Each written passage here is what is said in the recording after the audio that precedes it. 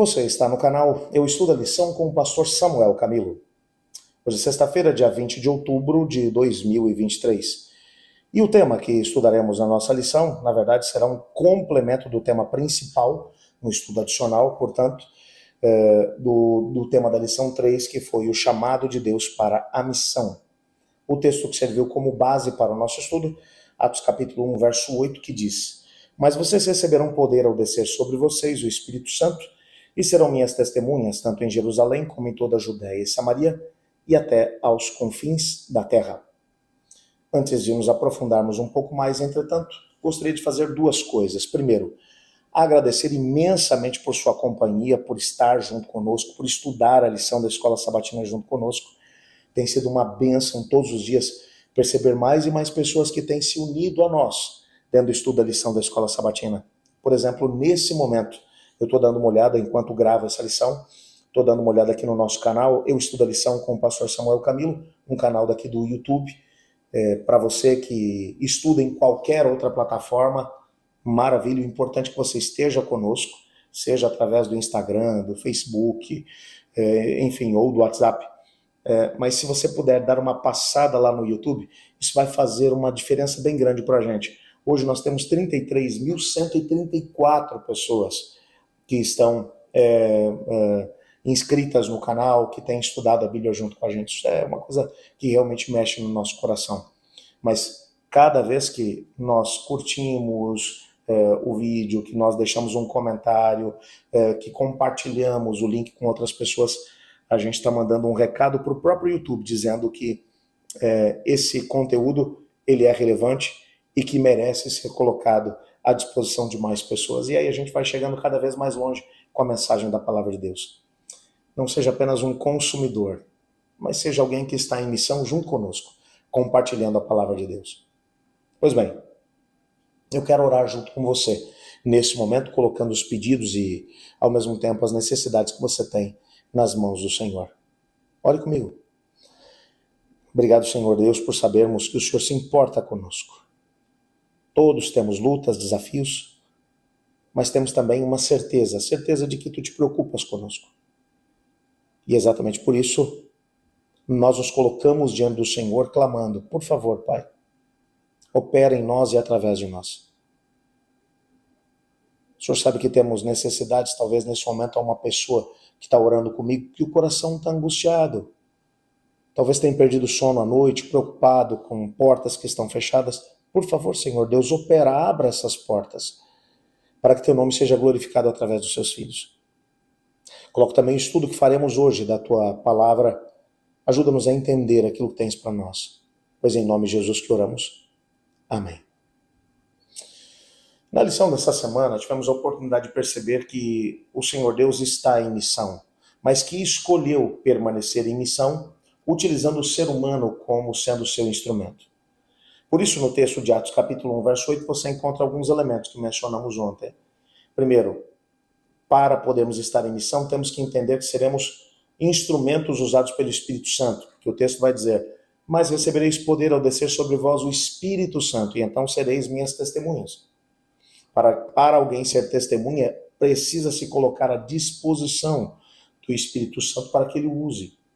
Há um texto, inclusive, que vai aparecer no nosso guia de estudos hoje, do livro Atos dos Apóstolos, na página 18, onde Ellen White menciona o que Jesus tinha em mente quando ele chamou os discípulos para serem suas testemunhas. Veja o que ela diz, que palavras profundas.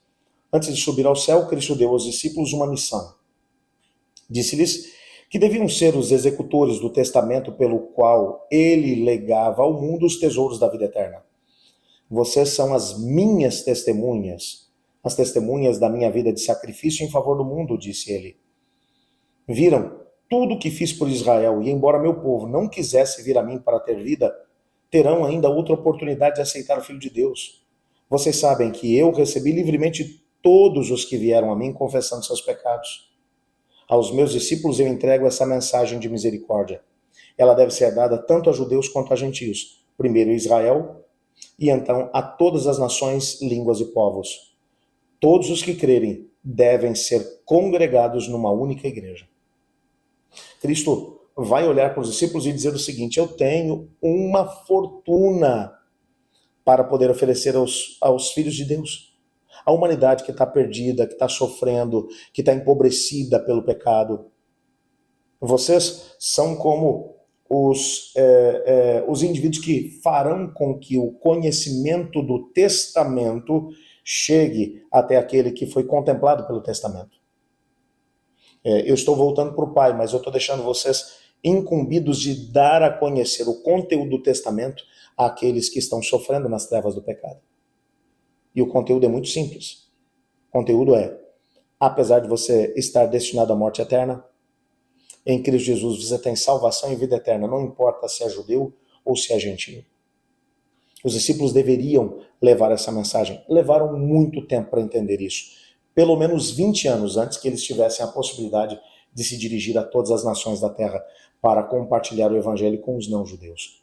Nesse primeiro momento, permanecer em Jerusalém. Há um outro texto que vai aparecer aqui também do livro Atos dos Apóstolos, nas páginas 89 e 90, onde Ellen White também diz: em nosso mundo, há muitos que estão mais próximos do reino de Deus do que supomos. Eu achei isso aqui fantástico. Nós, às vezes, olhamos para as pessoas e dizemos: esse aí não quer saber de nada. Nós não conhecemos o coração. Tem gente que está mais próximo do reino do que a gente é capaz de imaginar. Convictos de que a conduta de Pedro era o cumprimento direto do plano de Deus e que os seus preconceitos e esse exclusivismo eram completamente contrários ao espírito do evangelho, glorificaram a Deus dizendo: também aos gentios foi por Deus concedido arrependimento para a vida. Ela mais está mencionando que a gente não pode ter preconceito com as pessoas. Não importa como essas pessoas vivam, não importa quão fundo tenham caído no pecado, nós nunca podemos dizer: esse não tem jeito, não vou perder meu tempo com essa pessoa. Porque um dia, Deus também gastou o seu tempo, investiu o seu tempo em nós. E assim como o Evangelho nos alcançou, como o testamento de Cristo chegou até nós e descobrimos que somos ricos pela salvação e vida eterna que Ele nos deu, nós agora somos chamados a também acreditar no outro e a investir neles. Aliás, às vezes, dentro daquilo que é a nossa experiência, nós supomos que determinada pessoa está muito mais preparada do que aquela, que uma pessoa vai ser muito mais receptiva do que a outra. E eu digo para você, tendo a minha experiência, nesses 21 anos de ministério, eu tenho percebido que muitas vezes aqueles que eu tenho certeza de que aceitarão, acabam não aceitando. E às vezes aquele que eu digo, esse aqui não vai dar nada, esse não vai querer, acaba aceitando. Portanto, quando você vai investir nas pessoas, você deve investir nelas, deixando que os resultados fiquem nas mãos do Senhor. Independente de quem seja a pessoa, de qual seja a sua história, de quão baixo ela tenha caído no pecado. O Espírito de Deus é capaz de alcançar a todos.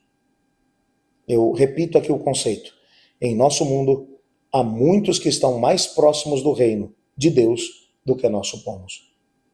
Quantas pessoas estão próximos da nossa casa, trabalhando com a gente na mesma empresa, e que estão pertinho do reino de Deus, só precisam de alguém que abra a porta para elas.